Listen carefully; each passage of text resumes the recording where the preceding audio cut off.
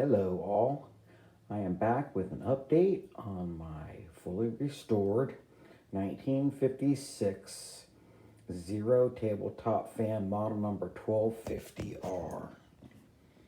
I decided not to repaint it, but before we begin, if you want to see how the fan looked and sounded like before this, I'm going to add a link on to the previous video I made. This fan seriously sounded like a lawnmower before, and you will see the big improvement on here. Took it all apart. There were a couple of dead stink bugs inside. The base and everything I just cleaned with a Brillo pad. I decided not to repaint it. So as you can see, some of the paint is missing. I got most of the surface rust off. And if you remember the back here, what it looked like before, and I can't say it looks like a whole lot better, but it's clean. But I would like some opinions. I would like to know, if you had this, if you would repaint it, because I might consider doing that someday. And I wondered how any of you felt about repainting antiques. You know, I'm all about trying to keep things original. So, and I do like all this patina.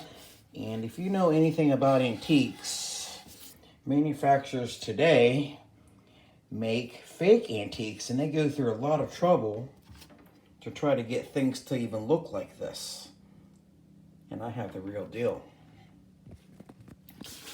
Okay, now there were a couple of weld joints on the grill that were broken. It was this one, and this one here. And those were repaired with clear epoxy. You know, the kind of epoxy that have in two separate A and B tubes that you mix together. Those held up good. Now, the only one that cannot be repaired is this one right here. And the reason why is if you push this, you would have to force it to go up against this. The whole grill is bent a little bit out of shape. And I'm afraid if I do that, I will end up breaking some of the original weld spots that did not break. So I don't want to make things worse. And I think that gives it a little bit of character. Now, if you saw my previous video, when I took my finger onto this, the blade like immediately stopped. Now look at this now. Before, it like immediately stopped. So the bearing, everything inside was all taken apart. It was cleaned with a toothbrush and a Q-tip. You just take the bearing on the inside and you stick a Q-tip in there and you clean it out. There was old oil in there that was kind of sticky and kind of yucky. And then we added our new SAE 20 motor oil.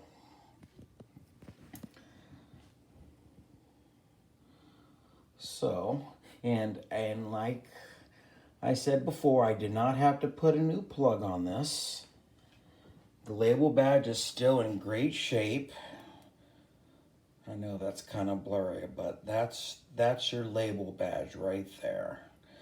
And that was the selling point. That's what made me even purchase this in the first place. If it wasn't for that, I wouldn't even have bought this. But this was a flea market find for only $8.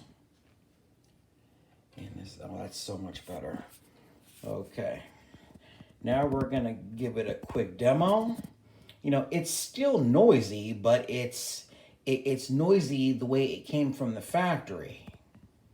It's not like before in the previous video where it just sounded like fingernails on a chalkboard and like, you know, a really badly tuned lawnmower. So let's give it a... Oh, and also I want to mention that I pitched the blades so it blows cold air better. This fan actually blows air better than it originally did when it was brand new from the factory. And if you don't know what pitching a blade means, it means that this part sticking out right here, I just bent it on all 4 blades. You just bend it outwards a little bit so you get a little bit of more momentum. And this does blow a lot of air now. You'd be surprised. Okay, let's go ahead and give you a demo here.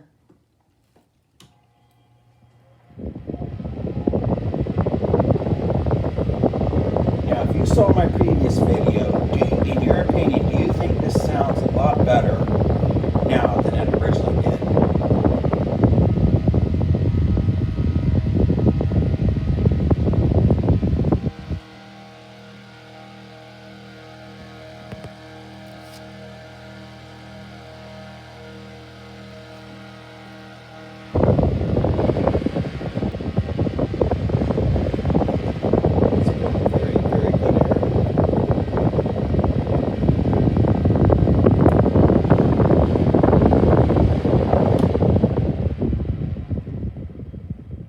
Look how smooth that turns off. It takes a while.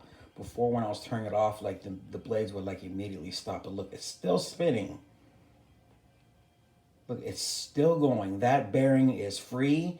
I got the surface rust off of the bearing with a with one of those Brillo pads I was mentioning. So yeah. So that's all. Okay, I appreciate you watching.